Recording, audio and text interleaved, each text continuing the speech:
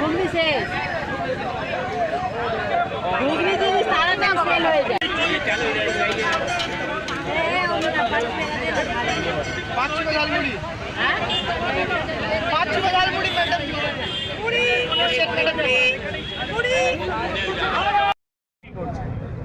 আজকে আমরা এখানে যে ঝালমুড়ি চা বিক্রি করতে এসেছি, আমাদের মুখ্যমন্ত্রী বেকার যুবক যুবতীদের বলেছেন কি আপনারা পুজোর মধ্যে চাল, ঝালমুড়ি, চা, চপের দোকান, এইসব ফুচকা এইসব করে বসুন, আপনারা 4 দিনের মধ্যে অনেক টাকা রোজগার করতে পারবেন।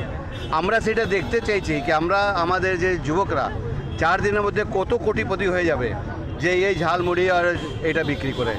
এইটা মুখ্যমন্ত্রী যে একজন মুখ্যমন্ত্রী যুবকদের যেখানে চাকরি দিতে পারছে না, যেখানে আমাদের যুবক যুবতী চাকরি শূন্য হয়ে বসে আছে, কতদিন ধরে আন্দোলনে বসে আছে, তাদের কোনো চাকরি দিচ্ছে না, এখানে নিয়োগ দুর্নীতি হয়েই যাচ্ছে প্রত্যেক জায়গায়।